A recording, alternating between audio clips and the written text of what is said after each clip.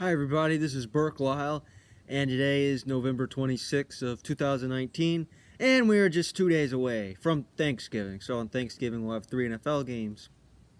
We'll have Bears-Lions, Cowboys-Bills, and the night game is Falcons-Saints. So just quick on in terms of their records, the Lions for the longest time, that's not what we're going to talk about, just kind of an introduction, but the Lions got off to been without Matthew Stafford the last 3 weeks. Their record is now 3-7-1, and he just lost to the Redskins at FedEx Field. He lost to the Redskins, probably the worst team in the NFL.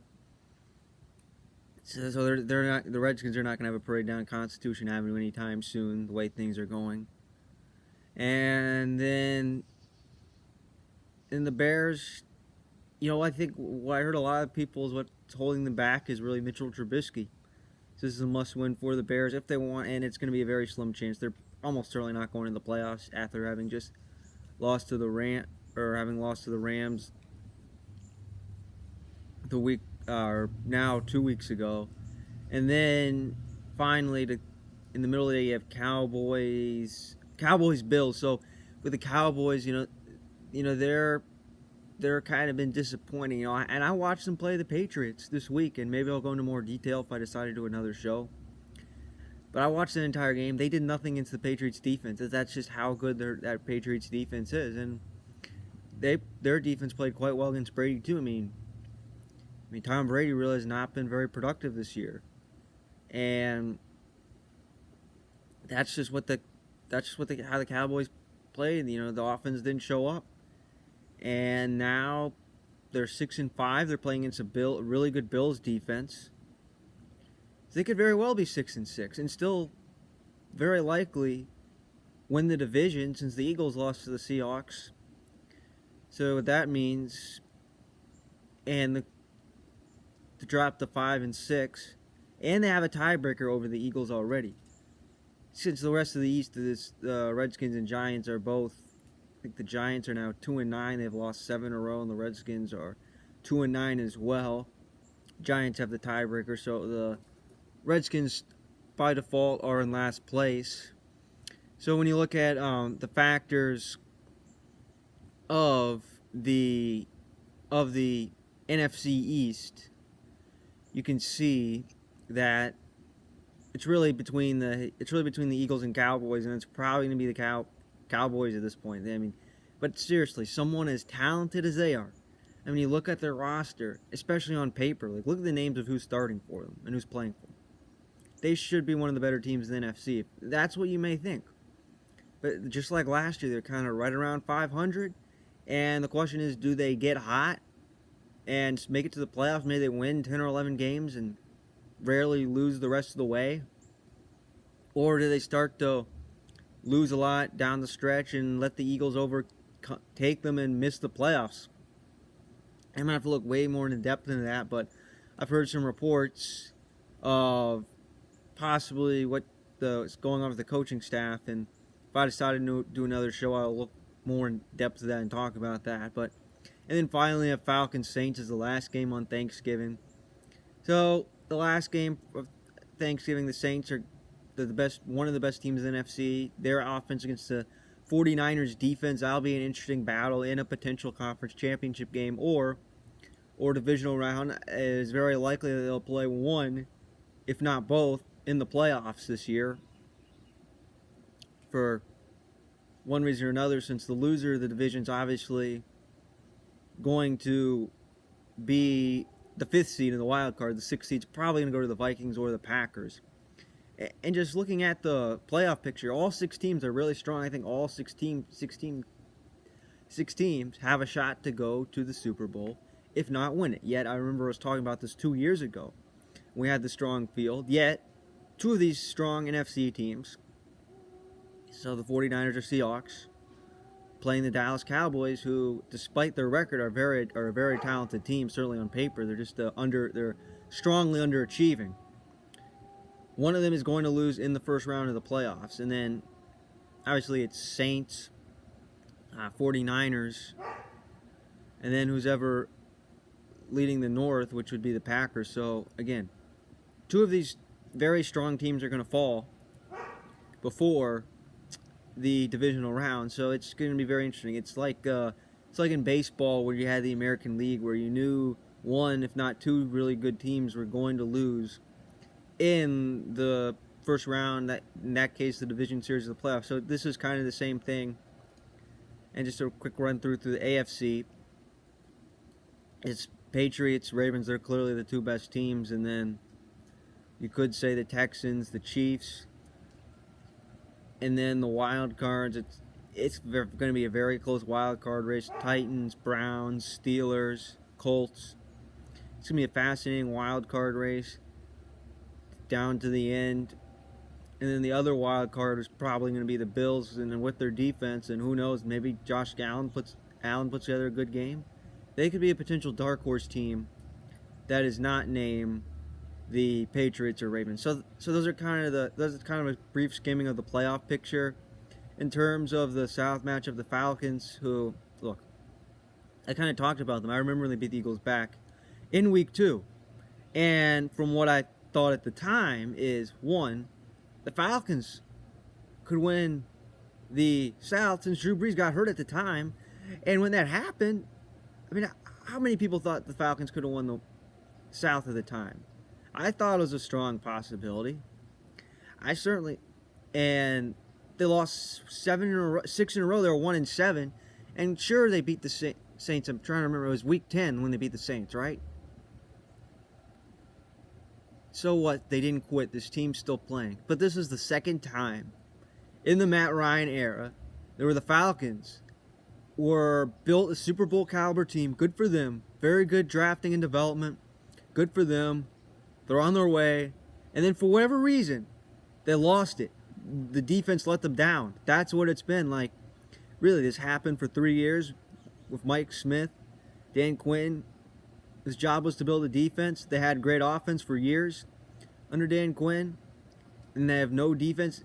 And injuries are part of it. I mean, we remember what happened last year with all the injuries, and same thing this year. They're sure, their defense is not capable, is not at full strength, but still, Dan Quinn's been the coach now for 5 years, and I don't care if they've won 2 out of their last 3 games. You have to move on. You have to make a new change, since you're clearly going to miss the playoffs. I mean, what is good enough for the Falcons?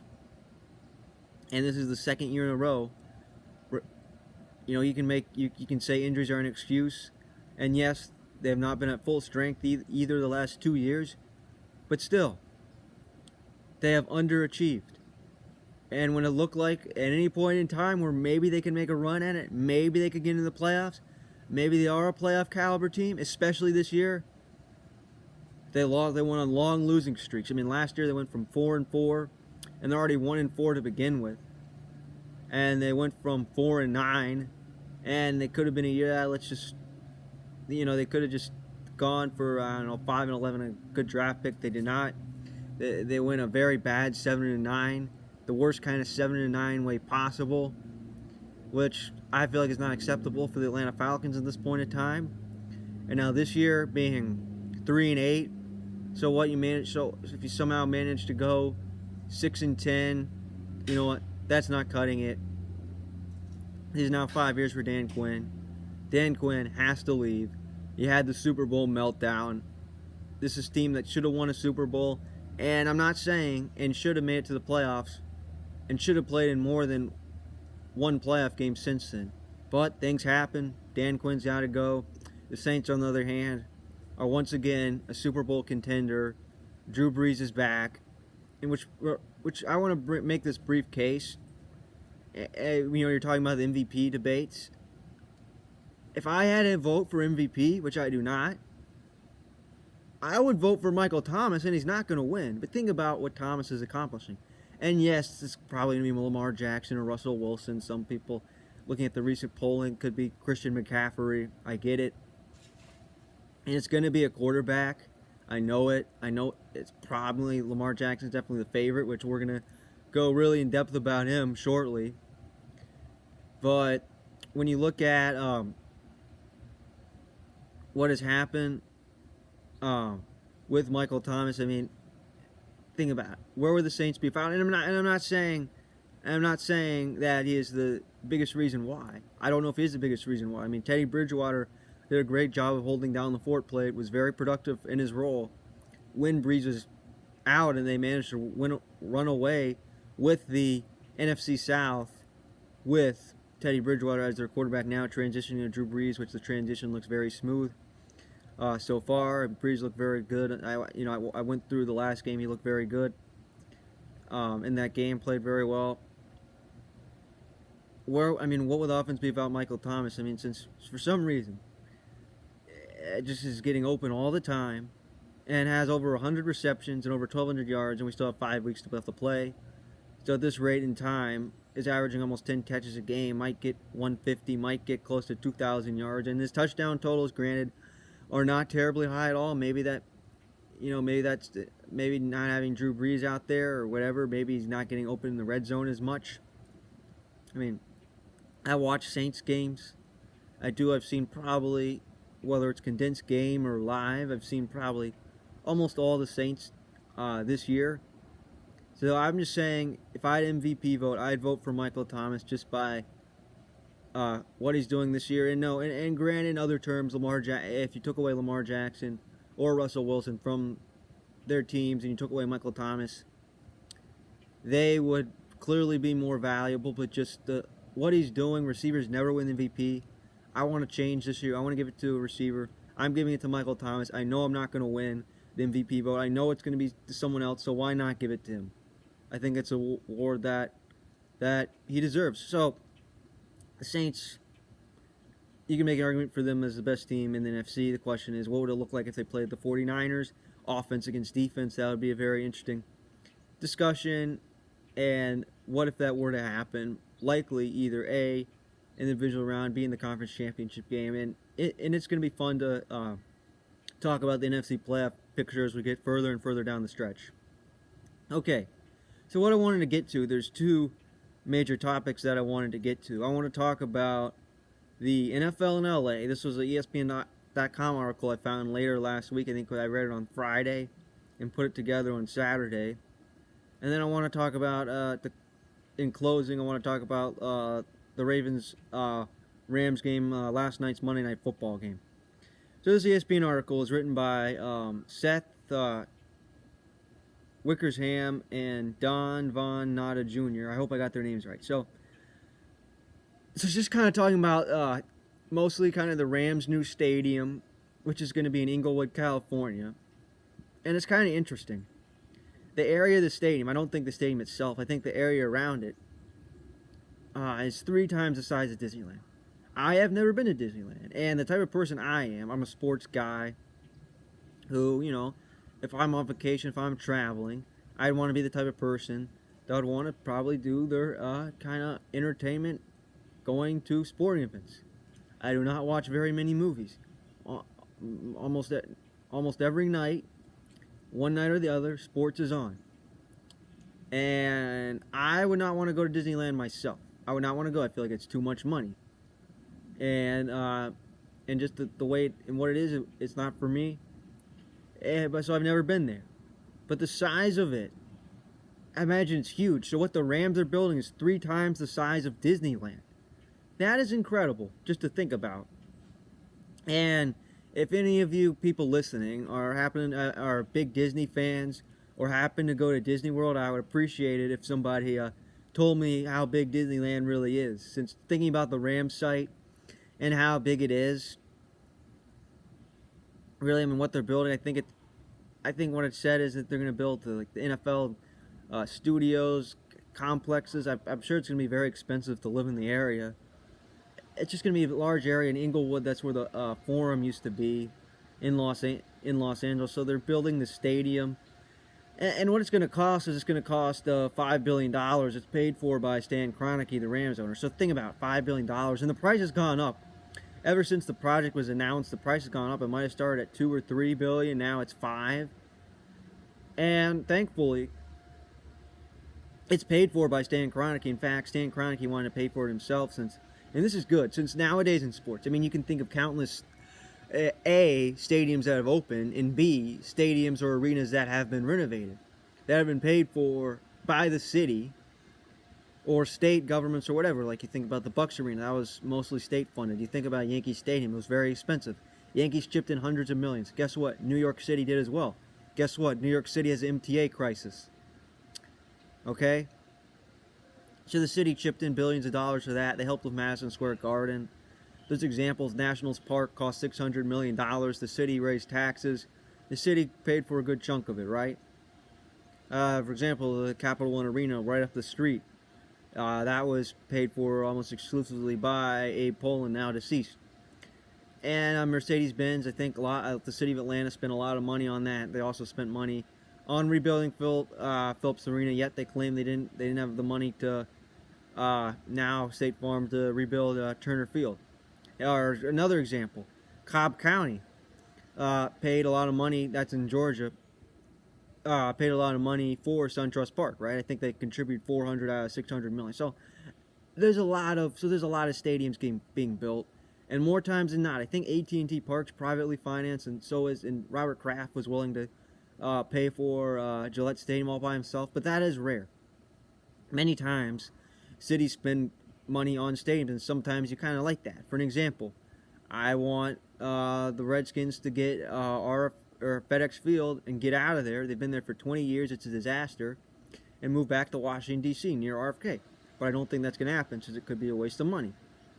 So I understand that. So again, stadiums tend to be publicly financed. Stan Kroenke's paying for himself. And Stan Kroenke's a billionaire, has a lot of money. He's willing to pay for it. Good for him. I'm glad he's paying for it. I agree. And the Chargers, I don't think they have to pay for any of it. Which brings to the point, so the LA Rams and the Chargers will play there, which the Chargers, it's kind of interesting, and I'll get to that. And I'll get to the kind of what the Chargers aspect of it, but the Rams will play there. So you're sharing with the Chargers, right? Anything about it, teams sharing stadiums, you go back to the Super Bowl era all the time. Team baseball, football, which that didn't quite work out. That has pretty much all gone away. The last team to do it now is Oakland and the Raiders and A's. So, but in terms of a good example is MetLife Stadium in the Meadowlands in New Jersey where the Giants and Jets play. That seems to work out very well, which makes 100% sense. They just basically transform it. One week it looks like it's an area for Jets fans. The next week it's Giants. This is more of the Rams setup. Kind of, since you remember the Jets for years, if you can go back, they used to play in Giants Stadium. That's exactly right. So it's more of the Giants complex. This is more for the Rams, but the Chargers are playing there as well. And I like how teams are sharing stadiums. You're not going to build two separate stadiums. It makes no sense whatsoever.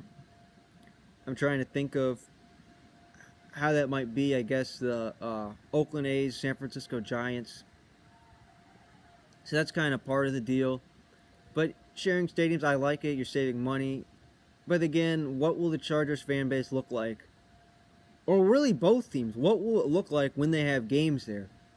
Since again, and this is what I'm about to get to, so the Rams, they've had fans take over. I mean, I saw last night all the Ravens fans, and granted, it was a blowout. The game was over, and it seemed like it was mostly Ravens fans at the end of the game, with a few people that were left, right? Well, the Rams, they have fans take over. They do. They don't have much of a home field advantage. I get it. They play in such a huge stadium where, LA Coliseum sits almost 100,000 people.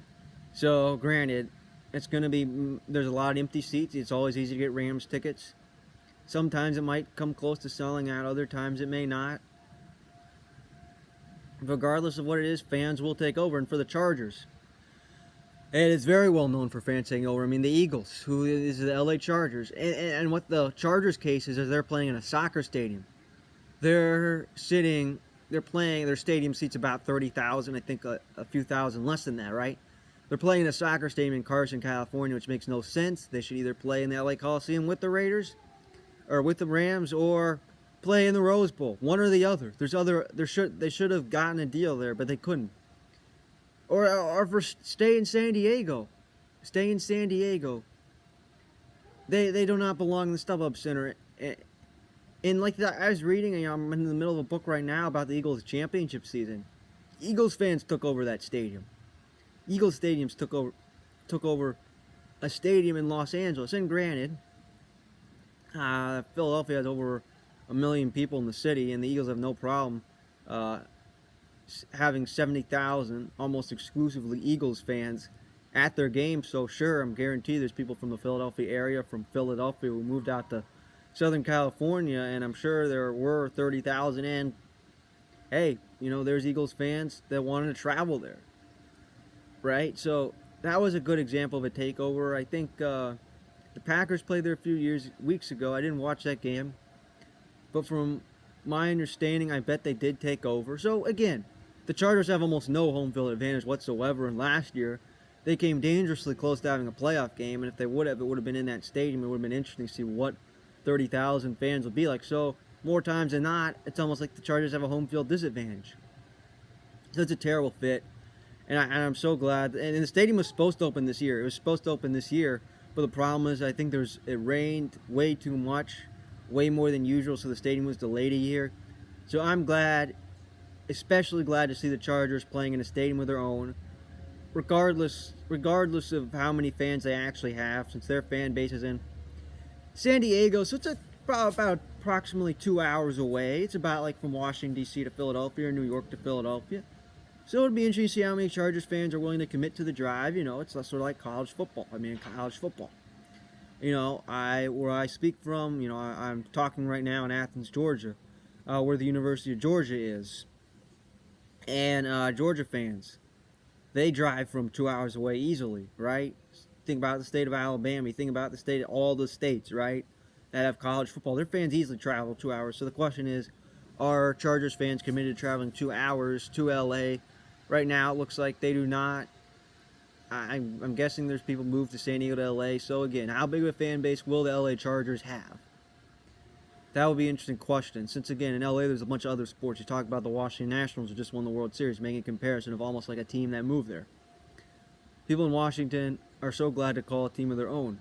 Question is, I don't think people in LA feel the same way. Since again, you have the Lakers in LA. You have the Dodgers. That's who people call home, the Dodgers. Question is, how much do people care for football? They're not as football crazed in LA. Certainly for their own team as they are in other markets. Like what the Redskins were 20, 30 years ago. Now their popularity has plummeted. You should read the Washington Post about it. But you see things like that, right? So I'm glad to see them in the stadium regardless of their fan base. It'll be interesting to see what it's like on a typical Sunday when the LA Chargers are playing a home game, or when the LA Rams are playing a home game on a Sunday. I'm fascinated to see what that might be like. And another thing I want to get to is, and this is talking about Jerry Jones. He's part of this article. Jerry Jones is a big supporter of football in Los Angeles. And Jerry Jones wanted the Chargers in LA, and I'll get to and I'll talk about Stan Kroenke in a minute, and about all the proposals and stuff. So it's from an ESPN.com article written by, in case anyone forgot, by Seth Wickersham and Don Van Natta Jr. So anyways, talking about that, Jerry Jones is a big supporter of football in Los Angeles. Why? Why is that the case? Well, and here's my opinion. Here's my opinion why. You know what? The Rams are going to make more money. I'm not talking about salary cap situation. I'm talking about they're going to make more money, a lot more money in LA than they would in St. Louis. It has nothing to do with TV contracts. There's no local TV contracts. Their salary cap situation will be the same regardless of whether they're Los Angeles or St. Louis. That doesn't change a thing. But maybe you have more fans go to the game, things like that. Maybe you have more merchandise sold. Maybe you have a bigger fan base, so Jerry Jones gets more money. And the league makes more money, so that means Jerry Jones gets more money. I think that's the biggest reason why. And maybe if the Cowboys go there, maybe it's like almost getting a second home game for them, a ninth home game. I don't know. But yes, I could see why Jerry Jones likes football in LA, and Jerry Jones also wanted the Chargers in LA. Jerry Jones wanted two teams. That probably, more likely than not, means extra money for, say, the NFL, which means the Cowboys. So I think that's why Jerry Jones wants football in Los Angeles. So Stan Kroenke was opposed to the Chargers, and I can see why. You know, Dean Spanos, their owner, did not pay for their stadium. It was all on Kroenke. Kroenke was basically the one who wanted to get football out to L.A. Since Kroenke wanted to leave St. Louis and wanted to go to L.A., so he can make more money. Man, I was just talking about that with Jerry Jones. Wanted to make more money, which I think that's going to work. Which is going to work. And here are some of the options, right? So why was Stan Kroenke opposed to the Chargers coming to LA? Just, I think, wanted to have this team to himself, Maybe didn't want to compete with another team. I mean, they'll be going head-to-head against the Chargers for potential ratings, since, again, they're not going to play each other very often. It's only going to be once every 4 years. So whether it's in LA, whether it's a Chargers home game or whether it's a Rams home game, kind of like Giants and Jets, I mean, that'll be interesting to see.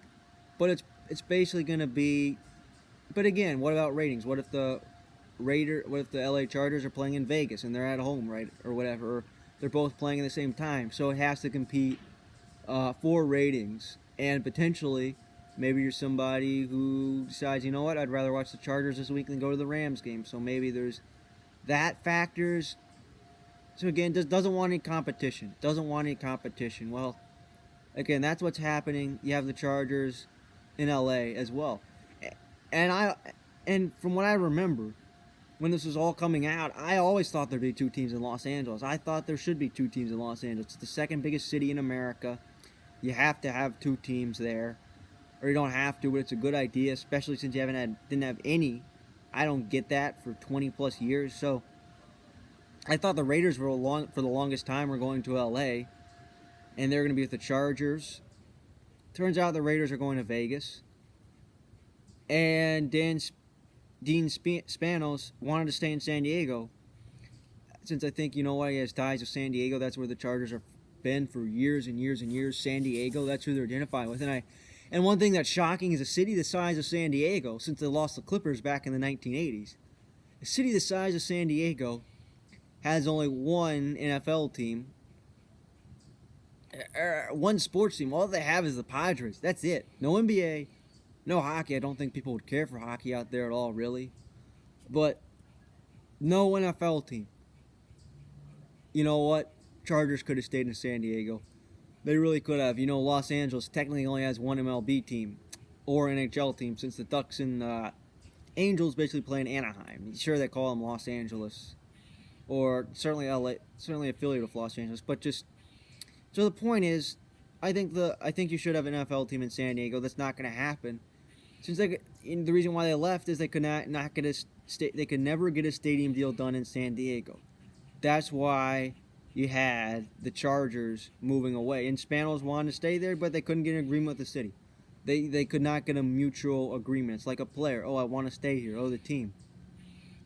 Oh, or this could be any job, really. Oh, more. Oh, I want this amount of money. Nope. Not happening. That was very well known of Bryce Harper. Okay, fine, I'll leave. Or, hey, exactly, things like that. So, whatever it was, and Spanos, if he really wanted to stay in San Diego, could have privately paid for his own stadium, like Stan Kroenke is right now, right? But he didn't get it done. So, they'll probably go years without an NFL in San Diego. And we'll just have two LA teams. So I'm fascinated to see what the popularity of the Chargers or the Rams is like. Since again, this is sort of like when the Nationals came over. This is sort of like the teams playing in RFK. This is temporary. But can they build a fan base, and how do they? Like Baltimore built a fan base after not having the Colts for many, many years, right?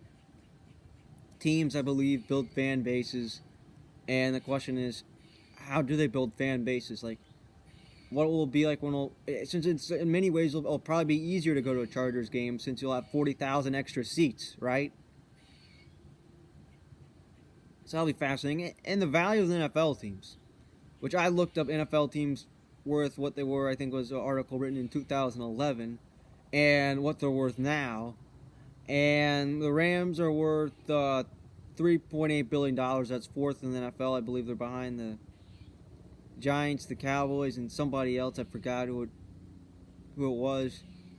Uh, Somebody, it doesn't matter. And the Chargers are 21st at 2.5 billion. So they used to have teams that cost less than $1 billion, and $1 billion is considered expensive. Now all 32 teams. That includes the Bills, that includes the Jaguars, that includes the Packers. The Packers are not for sale. They're owned by Green Bay, Wisconsin. I'm sure they're worth more than the city of Green Bay. Or no, that's who knows. But so, anyways. It astonished me that all 32 teams are worth at least $2 billion. So the value of the NFL has gone up tremendously. I mean, Roger Goodell's salary has gone up tremendously in his time there, right? And they are worth over, so yeah, $4 billion, $2 billion. So $4 billion practically, if you want to round. Of course, you're rounding up $200 million, and almost $3 billion. Okay, so I don't think you can round billions of dollars. So. Point being, they're both very, very valuable franchises, and I'm sure their values have skyrocketed over the years. And whoever owns them is going to make a tremendous profit trying to sell them. And finally, Super Bowl 56 will be played there. So Super Bowl 56 coming there. Would have been 55, which, believe it or not, it's a year from now. So in 2 years, you'll have Super Bowls there. I think you'll have a lot of Super Bowls in LA. I really think that new stadium was a good idea. I give credit to Stan Kroenke for wanting to spend billions of dollars of almost entirely of his own money on a new stadium for his Rams, and also for the Chargers to share. There should be a lot of Super Bowls there. If you had to do a Super Bowl rotation, probably do Miami, New Orleans, LA, and then maybe go jump around other places. Maybe you go back to Northern California. Maybe you'd have one in Texas every once in a while, Atlanta, places like that. So there'll be a lot of Super Bowls in LA. I'm looking forward to the new stadium. It'll be interesting to go. That's definitely on my list to go to a football game in LA at some point, for sure. So, Ravens-Rams, still talking about LA football. So last night, the game, and we're gonna talk about that, about the Ravens and Rams. So I've seen Lamar Jackson play every week. It seems like Lamar Jackson does something spectacular. Did something spectacular against the Patriots. Did something spectacular against the Houston Texans. Right? He was spectacular last week. Against the Texans, you could talk about all the runs he had, including that spin move. And what happened, that was one of the best performances by a quarterback that I've ever seen, right? Or against the Seahawks. You could go on and on against the Dolphins. You could go on and on and on about how good Lamar Jackson is. And rightfully so. Just again, it's been about a year. We are a little bit past the 1-year anniversary of when Lamar Jackson took over for Joe Flacco as a complete makeover of the offense, where they changed everything, the entire offense, to fit the needs of Lamar Jackson, which I've watched Joe Flacco play many times over the years. And I've seen Lamar Jackson play many times over the last year. And I don't watch much college football, but when I did, it was usually Lamar Jackson. I watched Lamar Jackson a lot, especially his Heisman Trophy winning year at Louisville. And what he could do. When I saw him, I was thinking about Michael Vick right away. And initially I thought I had accuracy problems. I mean, maybe I noticed when he misses throws. But that is not the case. His completion percentage is quite good this year. I mean, it's just completing passes. And if you want to look at his passing yardage totals, like in terms of total passing yards, it's not going to be very high at all. Neither will it be. And rightfully for good reasons. A, Lamar Jackson runs a lot. And B, hands the ball off to Mark Ingram or Gus Edwards or occasionally Justice Hill. So the Ravens run more than any team in the NFL. They've been by far the best rushing team. In fact, they're on pace to rush for 3,000 yards. And you saw how they ran the ball last year. If you want to go back to Week 11, 2018, there's no question the Ravens. It would be interesting to see how far and away of they are leading the league in rushing. So they changed everything. Since for many years, they won the Super Bowl, and then probably for those 5 years in between, they had one playoff appearance, and they were very mediocre at best. They played a lot of mediocre football. They, it seemed like at the end of those years, especially 16 and 17, it came down to this in 18, or if they just can win this game or two, they can make it to the playoffs, and they just couldn't get in. Ravens fans, I bet were getting frustrated. And I thought, for my opinion, you know what? John Harbaugh was a very good coach for a long time, but what they've done since the Super Bowl has not worked. We are 5-6 years removed from the Super Bowl.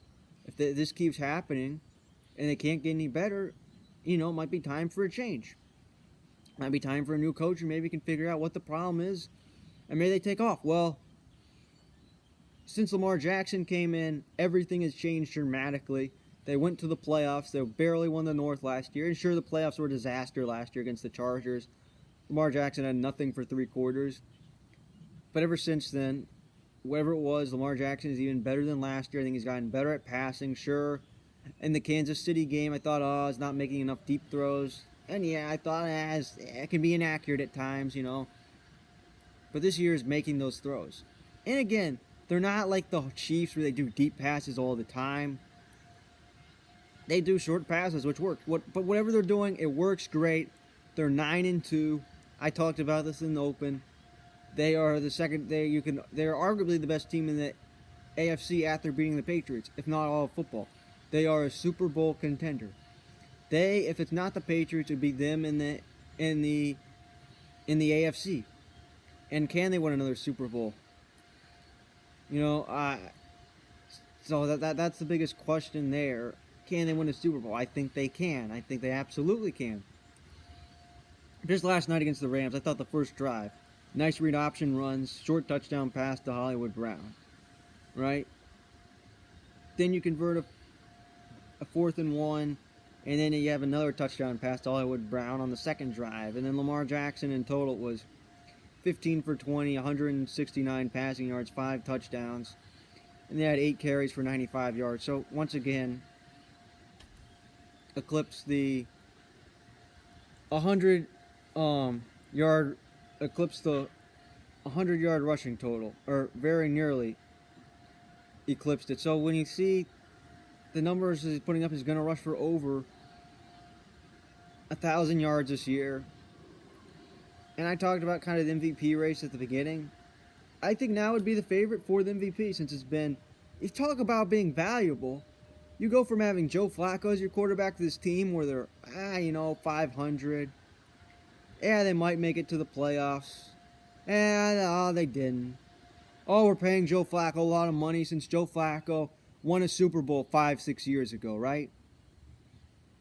And rightfully so, won a great run. Well, Lamar Jackson is playing at a very high level. Is the best running quarterback we have seen since Michael Vick, and I feel like it's going to get better and better. This is only year 2, so some of his notable performances. And by the way, I remember watching the Bengals game, just a spectacular performance against the Bengals as well, beating the Seahawks.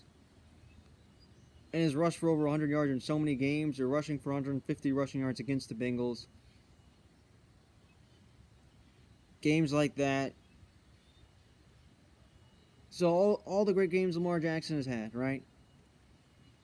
So in total of this year, and his passing yards are not going to wow you by any means, is throwing for about 220 passing yards a game. So in total, I need a calculator. So that's less than 4,000. Probably 1,500 passing yards. He has 5 games. So again, with 5 games left to play, he's going to throw for around 3.5, 3.6, which is still, but on top of the running, is on pace to rush for, when you look at his rushing totals. Let's see. Has 876 rushing yards. So he's on pace to rush for, per game, so he's going to rush for well over 1,000 yards. He's going to break Michael Vick's record for rushing yards. Right, about 80 yards a game. So, okay. So those are the spectacular things I did. And then had some other nice runs. Through 5 touchdown passes in total.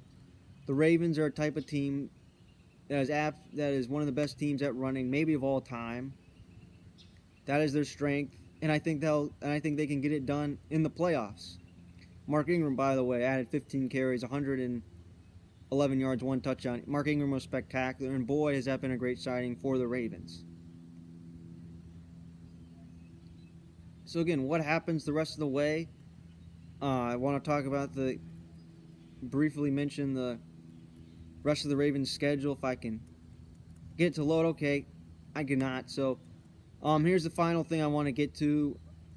I want to get to the Rams, and I talked about at length about the Rams about 2 weeks ago after the loss to the Steelers. Sure, they beat the Bears, but they're done. They're not going to make it to the playoffs this year. The Rams are done. You know, the way they played last night, they had absolutely, it seemed like they didn't show up. They lost 42-6 to the Ravens. They had no shot. First drive, by the first quarter was over.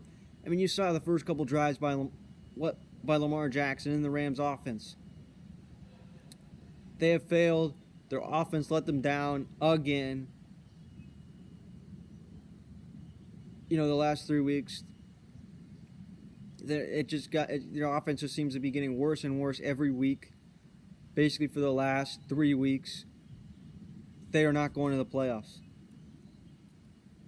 The Rams are missing the playoffs.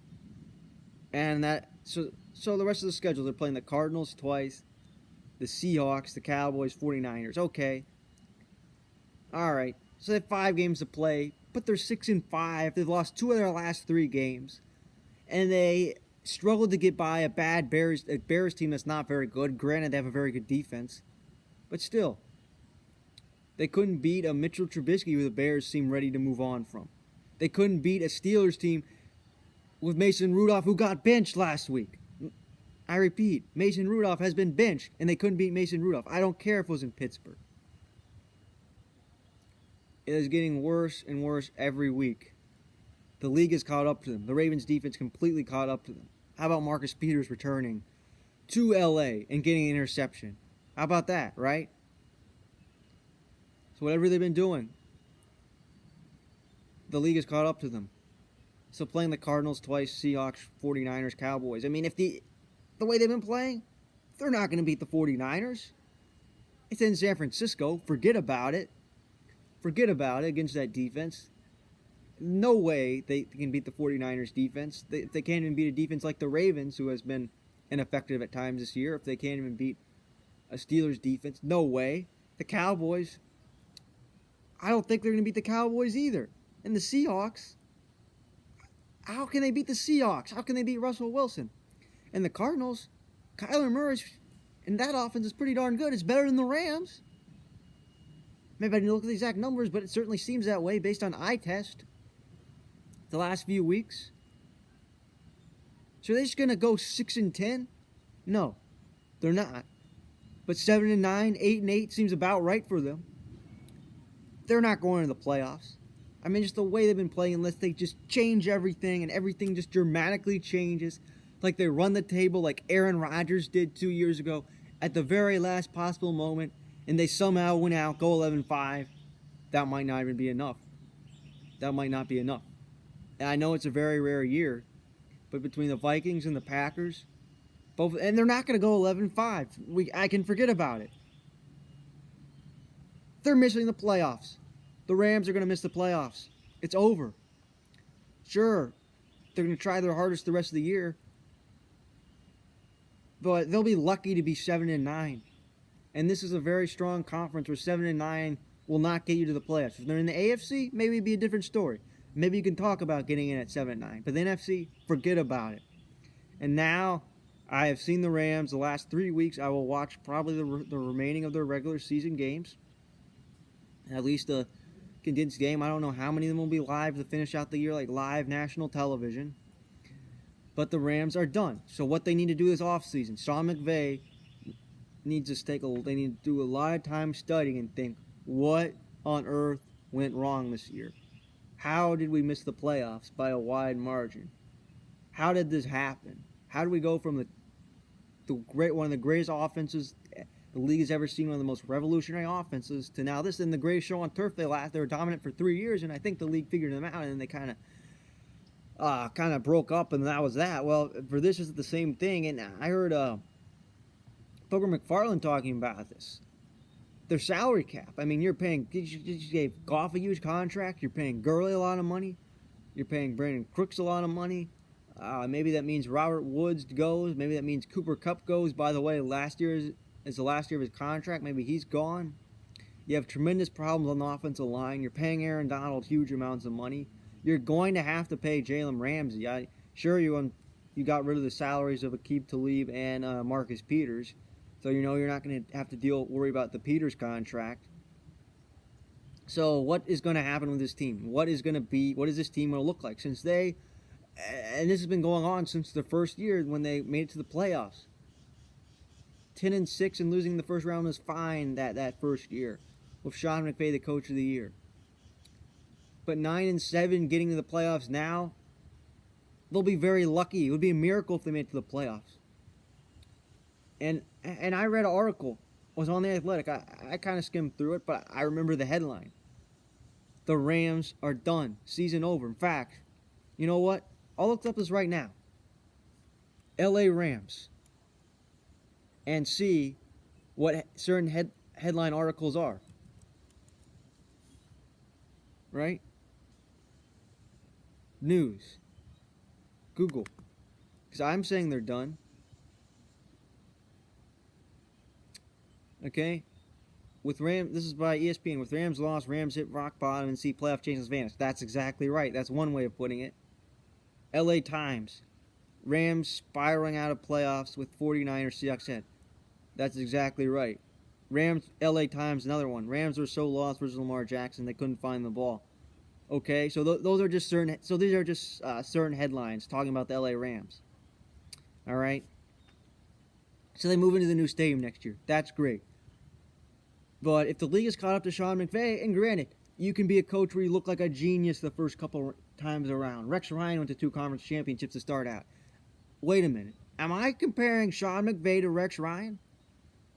Yeah, I kind of am. I kind of am right now. So Rex Ryan, 2 conference championships. Things fell apart. Year 3 was kind of like this year. Got fired eventually. Right? Brian Billick won a Super Bowl with the greatest defense ever. Granted, they could never get offense going. Was fired. You can go through. Mike McCarthy was fired. Had some spectacular years with Aaron Rodgers. Okay?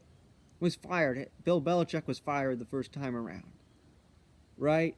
So you got all the great coaches throughout the National Football League. I don't care if you may win a Super Bowl. You may have success. Like Sean McVay, I thought would coach forever, would be one of the great coaches of all time. Then the Rams would be like could be the next great dynasty. So those are scenarios. Best case scenario, this was just a setback year, and they're back. They're a great team for years to come. Or league figures them out.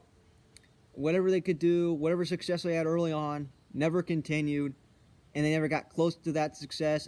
And maybe McVay, if this continues for years down the road, could potentially be fired. So yeah, I'm just saying out the worst case scenario.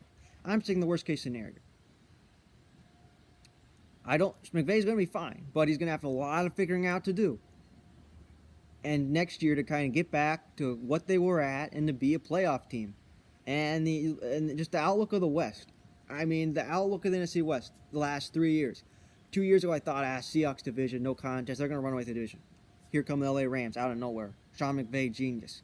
Last year, knew the Rams. The Seahawks were a pretty good playoff team. Good for them. They made it to the playoffs. This year's like, all right, Seahawks kind of the same. Niners not ready yet. Rams, run away with the division. Super Bowl caliber team. I'm sure people picked them to win the Super Bowl. Now, the outlook could be next year. 49ers are great. Seahawks are going to be great. And the Cardinals are up and coming. What about the Rams? How do the Rams get good? It's going to be very hard for them to make it to the playoffs next year in the strong NFC. And that's just the way it's going to be. You know, if you had 8 teams or 7, then the Rams, that's a different story. But now, Rams aren't going to the playoffs. It's going to be interesting. It's going to be very interesting. So that's what I talked about this week. I kind of talked about a brief summary of the playoff picture. I talked about the NFL. I spent a lot of time talking about the NFL in Los Angeles and the greatness of Lamar Jackson, and I'm fascinated to see how great Lamar Jackson plays the rest of the season. Now, granted, he plays the Bills and the 49ers this week, so I think might have an off game or two, and then how does he do in the playoffs? That's a whole nother story. So I'm fascinated to see that. So anyways, thank you for listening, and later on we'll do a different episode, maybe more kind of playoff picture and kind of what I saw, and if I can find a big story, maybe I'll talk about it. So thank you for listening. We'll see you next time.